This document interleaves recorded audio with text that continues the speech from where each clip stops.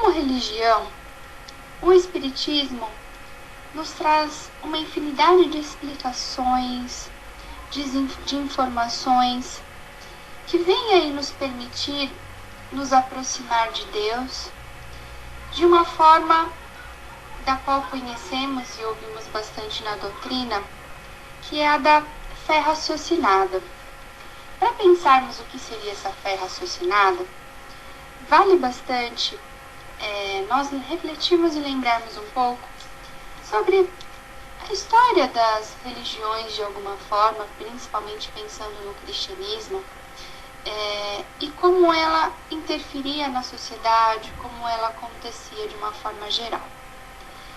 Se nós pensarmos sobre o cristianismo, sobre o período medieval, então vamos lembrar que a igreja, de alguma forma, ela tinha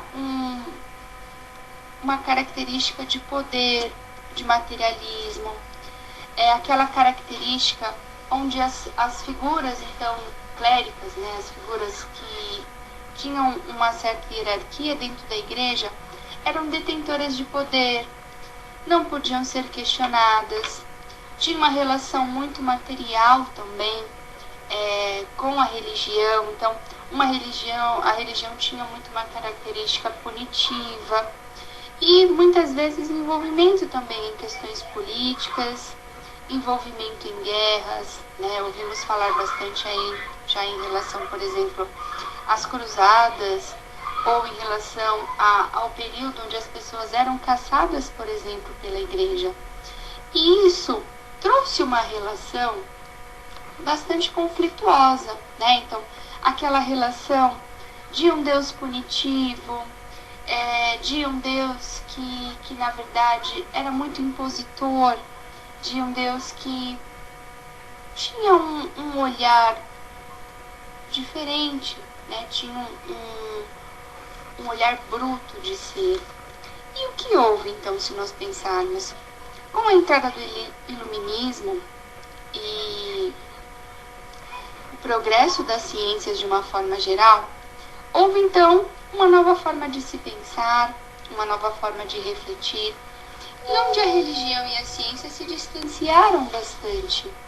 E passou, então, a ter muitos adeptos à ciência que se distanciavam da religião, e o inverso também, não é? Então, até hoje, de alguma forma, vemos essa referência na nossa sociedade, quando percebemos discussões onde parece que a ciência tem que ter uma visão e a religião precisa ter outra.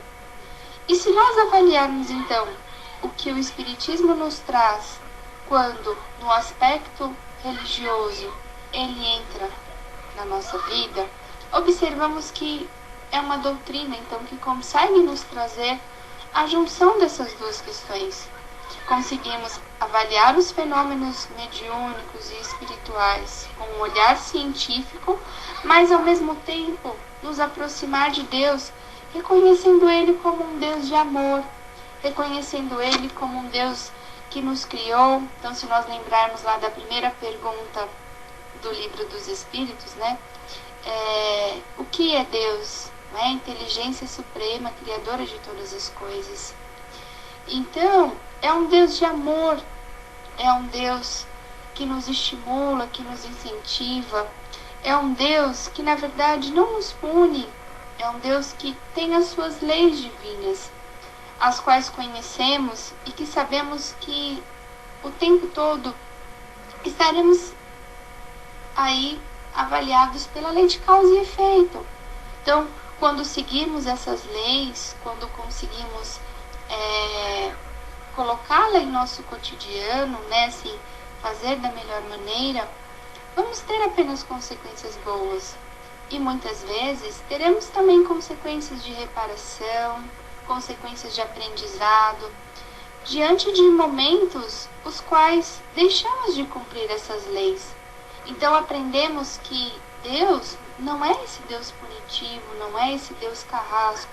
Pelo contrário, Ele é um Deus que nos dá e nos ensina, nos mostra quais são os caminhos, quais são as leis, e nós apenas devemos cumpri-la.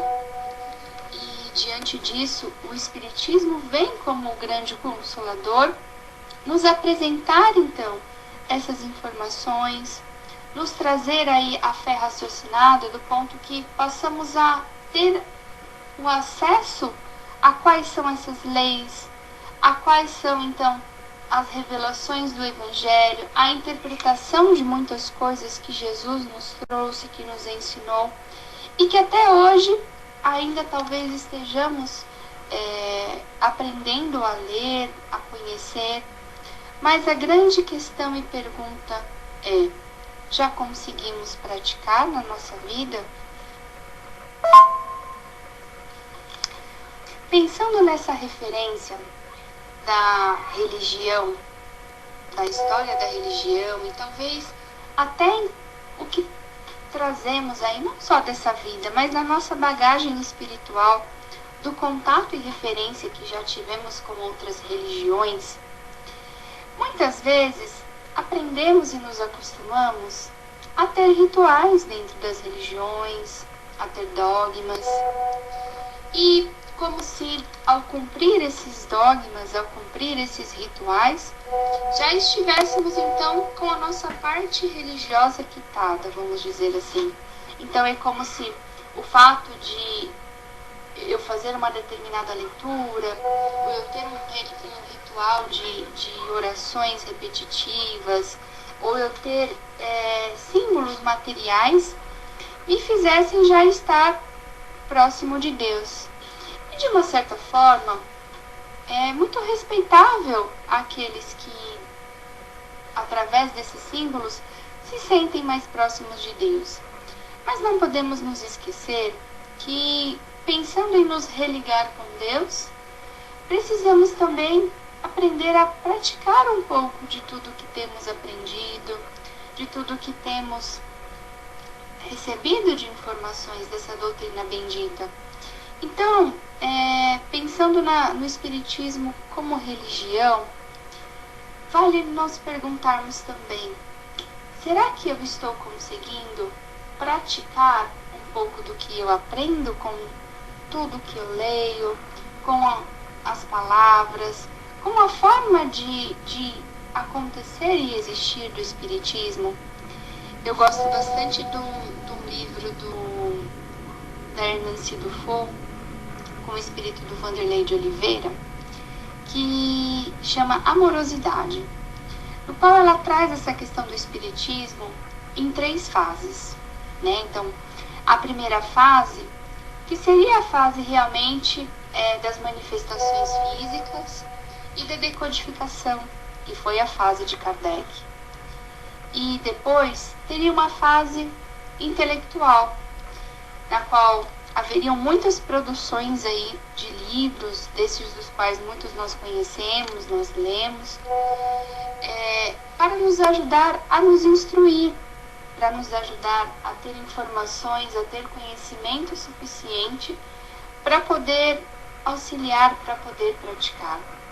Mas ela nos traz, esse livro também nos traz, que nós estaremos numa terceira fase, que é a fase de conseguir praticar esse amor e caridade. Como seguidores da doutrina espírita, como espíritas, eu entendo que vale muito a reflexão de o quanto o Espiritismo me transformou, ou me transforma, ou me auxilia a ser uma pessoa melhor. Eu gosto muito do lado intelectual do Espiritismo, a quantidade de informações, de respostas, a quantidade de livros, de obras que podem nos auxiliar a compreender e a enfrentar diversas situações no nosso dia. Mas será que estamos encarando apenas como respostas? Ou estamos realmente utilizando como ferramentas de transformação? Se pensarmos no principal objetivo espiritual que nós temos aqui como espíritos encarnados, é nos aprimorar, é nos melhorarmos, é evoluirmos. Mas trabalhar o intelectual e ter o intelectual não nos transforma por dentro, não consegue por si só fazer com que mudemos os nossos comportamentos. Porque se queremos nos sentir próximos de Deus, se queremos sentir a espiritualidade conosco no cotidiano, precisamos também trabalhar então essa transformação interior.